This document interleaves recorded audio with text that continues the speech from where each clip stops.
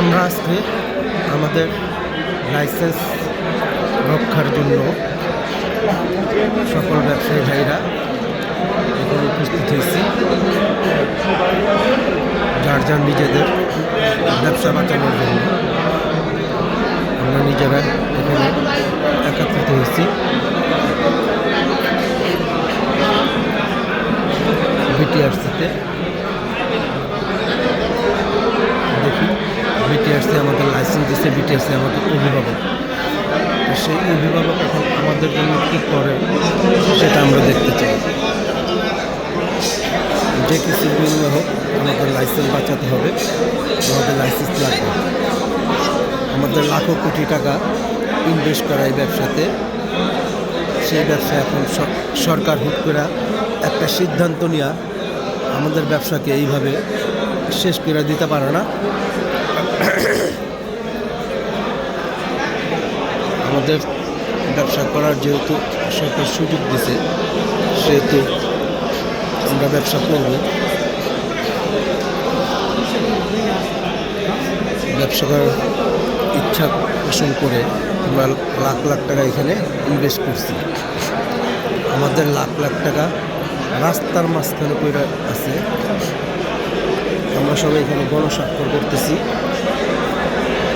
এটা আমরা বিটিআরসিকে দেবো। আর আমরা লাখ লাখ টাকা এখানে ইনভেস্ট করে ব্যবসা করতেছি। আমাদের এই টাকার কোনো নিশ্চয়তা নেই, সব টাকা আমাদের রাস্তায় পড়ে আছে। আমাদের এই ব্যবসাটা যদি এখন বন্ধ করে দেয়, আমরা এই ব্যবসায়ী ভাইরা একটা টাকা নিয়ে ঘরে ফিরতে পারবো না, কোনো ওয়ে নাই।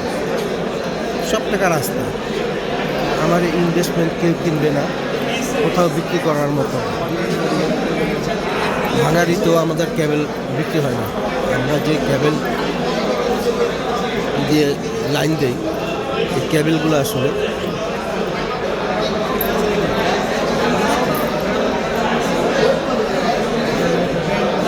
ভাঙাড়ি দোকানেও বিক্রি করা যায় না। আমাদের উদ্দেশ্য আমাদের লাইসেন্স বাঁচানো, উদ্দেশ্য আমাদের ব্যবসা বাঁচানো। হ্যাঁ, যে কোনো কিছু বিনিময় হোক আমাদের ব্যবসা বাঁচাইতে হবে। আপনি কি জানেন না আসলে আপনি কি জন্য আসছেন? শরীরে এক ফোঁটা রক্ত থাকা পর্যন্ত আমরা আন্দোলন চালিয়ে যাব। আমরা শান্তিপূর্ণ আন্দোলন চালিয়ে যাব। যদি সরকার এতে আমাদের পাশে না দাঁড়ায়, সেই ক্ষেত্রে আমরা বিকল্প ব্যবস্থা নেব।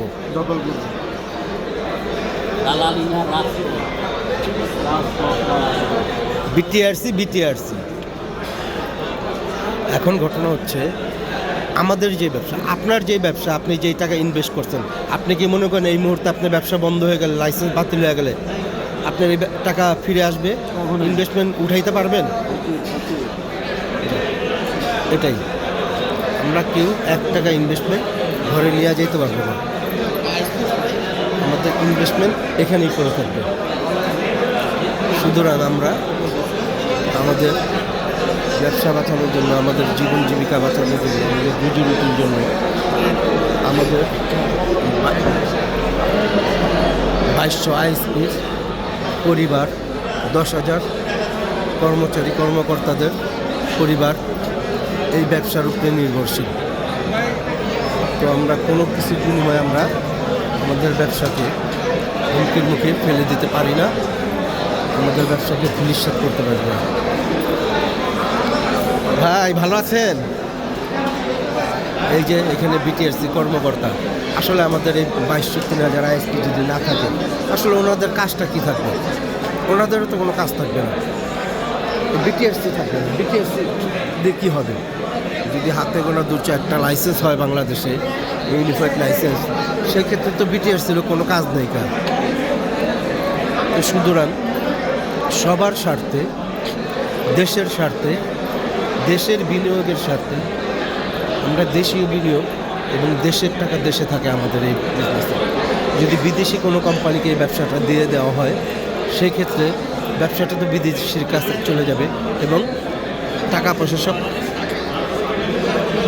বিদেশিরা বিদেশে পাচার করবে, এই টাকাটা দেশে থাকবে না। সুতরাং আমাদের দেশের টাকা দেশে রাখার জন্য সবাই।